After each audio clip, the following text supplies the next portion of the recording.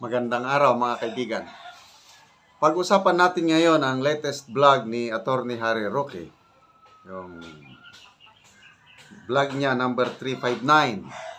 Legal ba ang deklarasyon ng martial law para pigilan ng Malacanang ang INC rally sa January 13? Napakaganda po ang paliwanag ni Attorney Roque. Sa 1987 Constitution natin ngayon, dalawa lang ang basihan. Parang isang presidente ng Pilipinas mag-declare ng martial law. It's either invasion, may foreign enemy, or rebellion galing sa loob.